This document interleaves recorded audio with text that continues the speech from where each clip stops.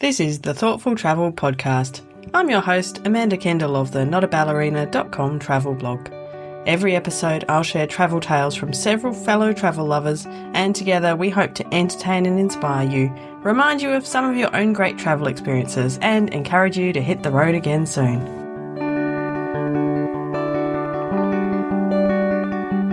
Hello and welcome to episode 397 of the Thoughtful Travel Podcast. Today we're talking about the way that travel dramas always teach us something. Before we start, let me pay my respects to the Whadjuk people of the Noongar Nation where I'm recording this podcast today. So, I know that my podcast listeners love episodes about when things go wrong. I mean, so do I. Those stories are always entertaining. But it's not just that they're entertaining. It turns out, 9 times out of 10, we actually learn something from it, take something new away, and treat something about travel or life differently ever after. So that is what these stories are all about today. Funnily enough, just on the weekend, I had morning tea with my friend Katrina. She is just back from about 6 weeks travelling in Norway, England and Scotland. And I am one of those rare friends who, when I say, tell me all about your trip, I actually mean I want to know all about it. And I was very grateful that Katrina could tell me. So we had a fantastic chat and a couple of good bits of cake too. So Katrina lived for quite a few years in Scotland and England, so she's got friends and relatives there. Some of the trip was staying with people, but a significant chunk was solo travelling, and some of that with a rental car in the skinny, windy roads of Scotland, which that kind of road is very unfamiliar to we who are used to driving in straight, flat Western Australia. And so she was telling me of quite a few hairy, scary moments, especially during that part of her trip, the kind that really make you wish for a moment that you weren't there, like quite scary and just wish you were at home. But she also said she soon realised that whatever went wrong, there was always a story to tell or a lesson in all of it. Something turned into something else wonderful, like she said, an amazing meal she wouldn't have found, if this hadn't happened, or even just the feeling of pride, when you can get through the tough moments, and that, also helps highlight the amazing and good moments too. So I said to Katrina, that's exactly the topic of my next podcast episode, so I'm very happy to hear these tales. And my first guest today is Lindsey Danis, and Lindsey takes us back to a spontaneous hiking trip in Florida where not everything went to plan. I was 24 years old. I was about to go back to grad school, and in that phase of waiting to hear which schools I had gotten into, and then was I going to be moving? I had just been dumped 2 months before, and I was completely brokenhearted, absolutely depressed. It was a struggle to believe that life would possibly be better at some point in time. My best friend from college was like, I'm going to go and crash this hiking trip to Florida. And I was living in New York City at the time. And I was like, can I come? The two of us had graduated a couple years before, but we just show up and we crash this trip. It was a spur of the moment decision. I didn't have any role in planning the trip, and I didn't know what I was walking into. So the goal was that we were going to go hiking on sections of the Florida Trail, which is a hiking trail through Florida. It is very flat, so it's not the kind of place you would think would be great for hiking if you were going to hike. It's full of things like alligators and snakes and bugs and not super pleasant things. But so the plan was we were going to drive down to Florida, hike in a few different areas, and then come back home, and it was going to be a week. So the first part of this trip, we roll up to this, I can't remember if it's a state or a national forest, but it's a protected forest land. And we're going to hike into the forest, and we're going to camp in the forest overnight, and we're going to hike out and back to our van in the morning. And so the first part goes perfectly fine. We hike to our campsite. We set up our tents. Some of the guys go off to the little spring to go fill our water bottles with the filter. And they come back and they're like, our filter got clogged. These are some very sandy springs. So we weren't able to fill the water. So we are like, okay, well, we'll boil it, right? We're camping. We'll boil it on the stove and we'll fill our bottles and when we get back to civilization, we'll go and get a different kind of filter that can handle the silty water in the spring. Fine, whatever, not ideal. And I'm like rolling my eyes at my friend, but flash forward to the next day and we're kind of hiking for a couple hours and we're like just still feeling each other out, getting to know each other. And someone in the group is like, hey, I don't see any trail markers. Uh-oh. We look around. Nobody sees any trail markers. We go this way, we go that way. No trail markers. And now we're like, we are lost. And we don't know how long we've been lost for. And we only have the amount of water that we boiled in our thermoses. So we are lost for the entire day. We are just hiking and hiking, using our map and compass and walking in the direction that we think will take us out of the forest and back to like the parking area. And we keep passing through like more and more woods. Everything looks the same. We're like balancing on logs with sticks so we don't fall in the water. And then we get to a swamp that stretches like as far as your eye can see. Uh-oh. And there's no way around this swamp. And so we're like, we have to go through the swamp because we have to keep walking in this direction. And let me add, there's no cell phone service. So there's no possibility of like calling for help or even letting anybody know what happened or where we are. Off we go into the swamp, and I am just like hating everything about my life choices in this moment. And we get through the swamp and it's like we're still lost, nothing has changed. Finally, at the end of the day, as like it's dusk, the sun is going down, we're thinking like we're going to have to spend another night here in the swamps and we need to find some flat, dry ground that we can set up the tents on and boil some more water and, I don't know, eat the last of our snacks. Like we don't know what we're going to do. We're pretty much like out of options. Some people are like, we're just going to check around this one corner. We're going to go over here. And they're like, oh my God, we see it. We see the road. Like, come on, guys, come on. And we like hurl ourselves. Like, it's very cinematic. Like at the last light at the end of the day, out of the forest onto this dirt road. And we just collapse in a pile next to like rusted out old Spam cans. And we are just, oh my God, we're just going to sleep here on the side of the road. At least we have a road. Yeah, we did it. So, we get back to the van, we continue on the trip. But for me, I think why I tell this story over and over again is that the lesson that I took from this at that time was like, don't go into the woods. Don't put yourself in situations that could be dangerous. So for years, I was just, I'm going to avoid these kinds of situations. So when I moved to the country, I really had to like sit with the fact that now I lived in a remote place and now I was hiking and like this sort of thing that happened to me in my early 20s was coming up over and over again every time I was in the woods. And I was like, why did I give away my power in that situation? Right? Because like I could have decided, hey, I didn't know what I was doing, but I'm going to learn. I'm going to learn better and I'm going to arm myself with knowledge and skills so that if I'm ever in a situation like that again, I'm more prepared than I was. And so now it's like, that's what I carry forward from that experience. If like something isn't what I wanted it to be, to sort of take a few steps back and think about what is the positive that I can take from this moving forward, not just like avoiding something, like adding to the fears that some people, like women and queer people, are constantly told, don't do this, don't do that, change your behavior to avoid all of these threats. And it's like, you miss out on like so much good stuff when you do that. Exactly. So what can you learn from it and what can you then equip yourself with to avoid or to feel better about those fears in the future? Yeah, I absolutely love that over time, Lindsey recognised that this don't go into the woods lesson wasn't the lesson this trip should be teaching her in the long term. So she's since questioned giving in to that fear and found a whole other way to embrace travel and adventure.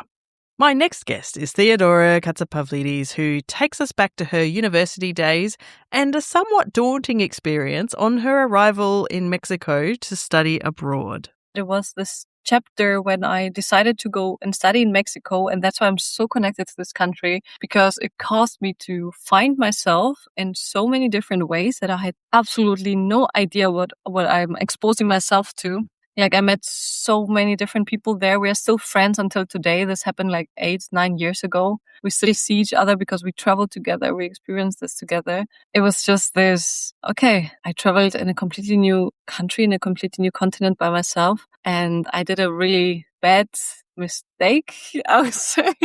I booked an Airbnb when I first arrived because I was like, I'm going to find something when I'm in Mexico. In Guadalajara it was. And I will never forget this part as well, the beginning of the whole awesome trip and really life-changing experience for me. But the first Airbnb I booked was 10 euros a night.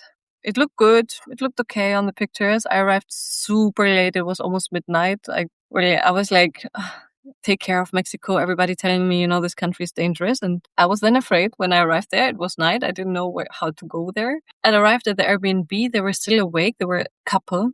And the moment they opened the door, it was pure chaos.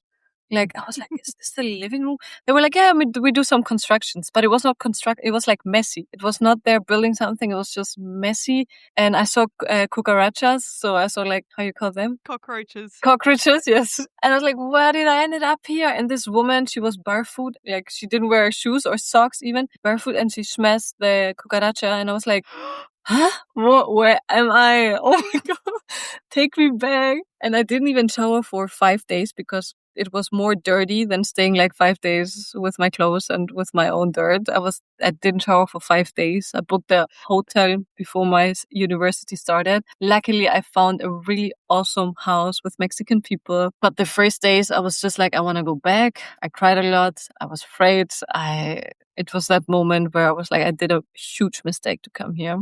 And then it turned out to be the best year of my life with so many different stories because every weekend we were traveling somewhere else to discover the country and with so many different cultures and people from different parts of the world. But this story I will never forget because I think everything good starts with something horrible in a way. You just have to go through it because don't stop when it's horrible. Just continue the journey. I love this. I hope that not everything good starts with something horrible, like Theo said, but I definitely agree that very often the best things happen after an experience we would rather forget. My final guest today is Ethan Kavanagh, who went off to England and Ireland with his wife to see the sights and visit some of his relatives in Ireland. And not everything went exactly to plan. Oh, look, as much as I love to say how great that holiday was, it was full of chaos, which is great now in hindsight because there's so much part of the story. It went wrong in the first few hours. We were on the plane. We went direct from Perth to Heathrow Airport, which is about an 18-hour trip. In the first 3 hours, I spilt a bottle of red wine on my wife and myself. In the plane, in the first... On the plane, yeah. It's covered in red wine. It smelled for a good while. Were you wearing light-coloured clothing? We had like our, plain track pants and stuff, but the plan was to get changed once we got to London, so we're in the appropriate clothes and stuff.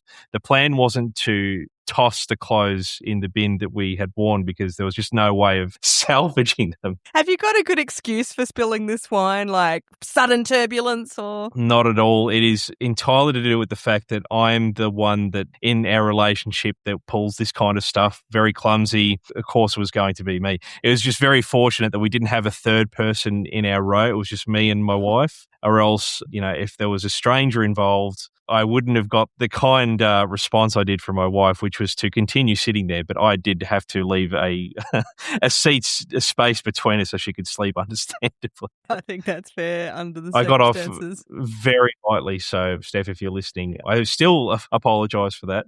So that was the first thing. Okay, great start. Yeah, we got off the plane and, of course, we couldn't check in. We kind of knew this, but we were hoping we'd get away with an early check-in or something along those lines. It just wasn't going to happen. So the 2 p.m. was the check-in time as usual. We had arrived at Piccadilly Circus at 6 a.m. Oh. So we had to drop our bags off and we did our sightseeing straight off the plane. So we walked from Piccadilly Circus down to Buckingham Palace, past Westminster Abbey, down the London Eye, across South Bank, all the way up to the Tower Bridge. Obviously, there was Elizabeth Tower, Big Ben in the middle there somewhere. It is very walkable, London, but we definitely got very close to that 2 p.m. mark because it does take an awfully long time to do that sightseeing. Mm. But that was, I wouldn't say it's something that gone wrong, but it's definitely something that probably set the tone and didn't allow us to really settle until the second half because everything was like a big sort of fast-paced blur for the start because we were just sort of it took us a long time to get settled. Yeah. I've been there, done that. You're trying to make the most of it. And, you don't want to pay for an extra night at a hotel just because your flight gets in early. And I'm still glad we did it because we were full of adrenaline. It helped us, beat the jet lag, but it definitely set the tone for a bit of chaos, especially the following week when we got to Ireland finally. We got into my auntie's car. We were on these obviously very narrow, winding roads through Ireland. We'd just finished in Derry and came down to Galway, and our car broke down 40 minutes out of Galway. Oh, no. On one of these narrow roads. We waited, I think, about an hour for a tow truck. There was cars backed up all the way nearly to the next town, I'd say. It was £100 cab to get us back into Galway. Oh, no. So we were completely frazzled. Luckily, they were insured and we got a hire car and sort of got things back underway. Hmm. But the funny story about this is, of course, we broke down on one of the main routes, the N17, which is famously the name of a Saw Doctors song. So when we arrived back for our little family reunion, that was the only song that played on the on the jukebox for a good portion of the night. Oh, dear. So I always found that funny. When we said we broke down on the N17, they'd say, that's a Saw Doctors song. And I say, yes, I do. I'm very familiar with that song. No. By that point, I think we sort of had a bit more, I think, not resilience, but we're definitely sort of going, look, that's about as bad as it can get. And we've overcome that. We were sort of pretty chipper, really.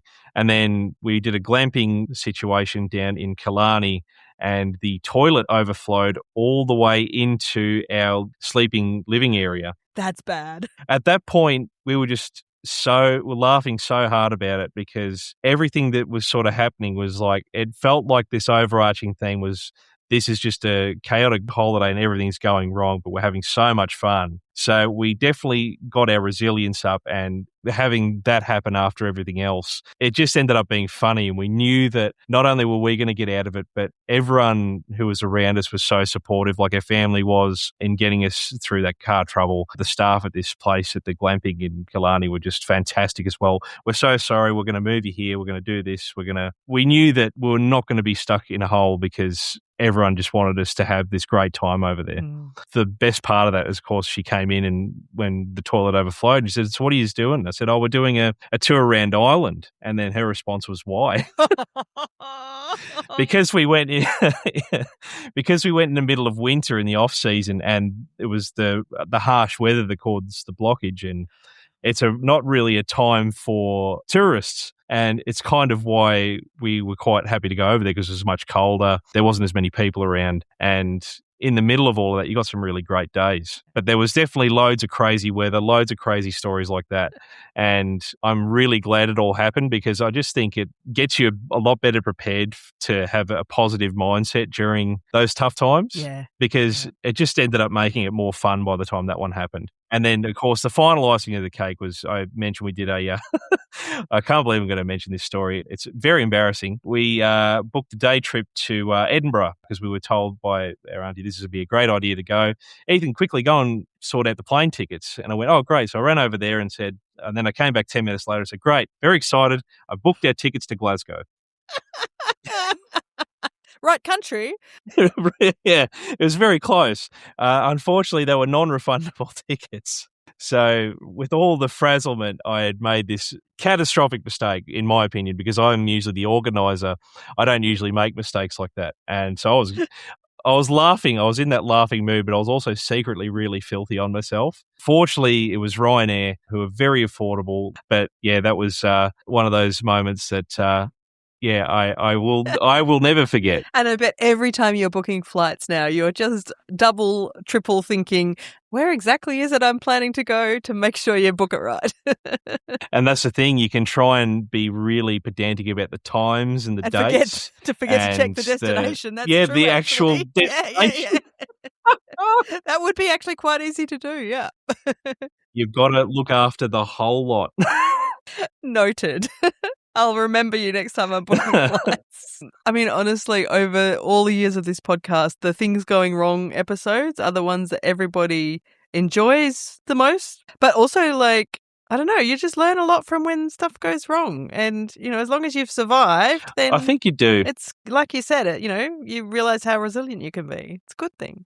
I think so. I think that's it's a really good educator for people. Like, I wish I had have stumbled across more people finding things that went wrong because, like you said, you're there talking to them at the end of the holiday face to face, and people find their way to dig their way out of these things. But then you also, like I was saying earlier, you realise that you will eventually find people there that want to help you as well. Sometimes it could be locals, it could be other travellers that put you in that situation.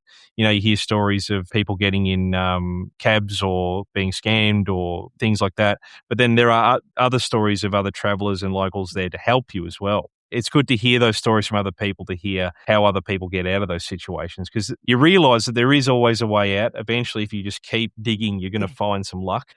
That really is a lot to go wrong in one trip, but I really love what Ethan took away from it all. And it's such a good reminder that wherever possible, even in the moment if you can, try and treat the stuff that goes wrong with good humour. I often try to think, hey, this situation is a bit crap, but at least I'm not back home in a boring office job or something. And of course, everything that goes wrong usually becomes a good story to tell, and very often something we learn a good lesson from afterwards. So thank you so much for listening to episode 397 of the Thoughtful Travel podcast. Huge thanks to my guests. I started off chatting with Lindsey Danis. Lindsey has a new book out. It's called Out on the Road. It's an LGBTQ travel book, and I'm going to leave a link in the show notes to that. And you can also read more about Lindsey's travels at queeradventurers.com.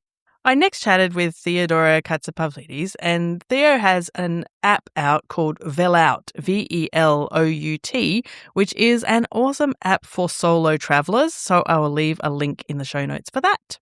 Last but not least, as ever, I chatted with Ethan Kavanagh. He has a podcast, The Perth Tourist. I'll leave a link to that. It is awesome. And you can also follow him on Instagram at NoisePilotAU. Ethan is a fellow Perthite like me. Don't forget to join the Facebook or LinkedIn groups for Thoughtful Travellers. Just search for Thoughtful Travellers on those platforms and you'll find us. And remember to sign up for more thoughtful travel news at thoughtfultravel.substack.com. And as always, the show notes are available for this episode. You can find them at notaballerina.com/397. As always, thank you so much for listening.